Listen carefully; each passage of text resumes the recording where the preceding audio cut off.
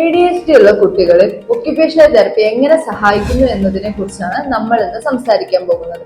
ADHD അഥവാ attention deficit hyper activity disorder. ഈ കുട്ടികളിൽ ശ്രദ്ധ കേന്ദ്രീകരിക്കാനുള്ള കഴിവുകൾ, ഓർഗനൈസേഷൻ സ്കിൽസ് അഥവാ സംഘാടന കഴിവുകൾ, ഡെയിലി ലിവിംഗ് സ്കിൽസ് അഥവാ ദൈനംദിന ചര്യകളിലേക്ക് ആവശ്യമായിട്ടുള്ള കഴിവുകൾ എന്നിവ മെച്ചപ്പെടുത്താനായി ഒക്യുപേഷണൽ തെറപ്പിസ്റ്റുമാർ സഹായിക്കും. എന്താണ് ADHD? ADHD എന്നത് ഒരു ന്യൂറോ ഡെവലപ്മെന്റൽ ഡിസോർഡർ ആണ്, അഥവാ നാഡീ വികസന വൈകല്യങ്ങളിൽപ്പെട്ട ഒരു അവസ്ഥയാണ്. പ്രധാനമായും ഇത് 3 ടൈപ്പാണ് ഉള്ളത്: ഇൻഅറ്റന്റീവ്, ഹൈപ്പർ ആക്റ്റീവ് ഇമ്പൾസീവ്, കമ്പൈൻഡ്. ആദ്യത്തെ ടൈപ്പാണ് ഇൻഅറ്റന്റീവ്. ഇത് അവർക്ക് ഒരു ടാസ്ക് പൂർത്തീകരിക്കാനോ അല്ലെങ്കിൽ അത് തുടരുന്നതിനോ ബുദ്ധിമുട്ട് കാണിക്കുന്നു. ഉദാഹരണത്തിന്, സ്കൂളിലെയോ ജോലി സ്ഥലത്തെയോ കാര്യങ്ങളിൽ ശ്രദ്ധ ചെലുത്താൻ പറ്റുന്നില്ല, അല്ലെങ്കിൽ അവർ അശ്രദ്ധമായി ഓരോ തെറ്റുകൾ വരുത്തുന്നു.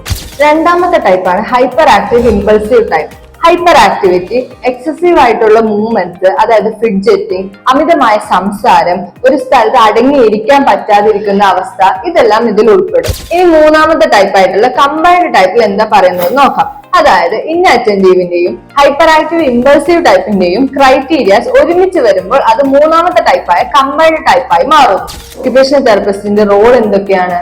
ആദ്യത്തേത് സെൻസറി റെഗുലേഷൻ. അടുത്തതാണ് attention and focus.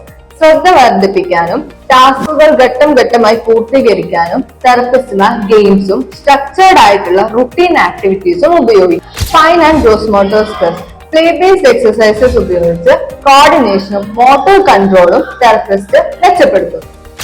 Self regulation and social skills. കുട്ടികളിൽ ഇമോഷൻസ് മനസ്സിലാക്കാനും അവയെ നേരിടാനും അത് പോസിറ്റീവായി സമപ്രായക്കാരുമായി പങ്കിടാനും ഒക്യുപേഷണൽ തെറപ്പിസ്റ്റുമാർ സഹായിക്കും.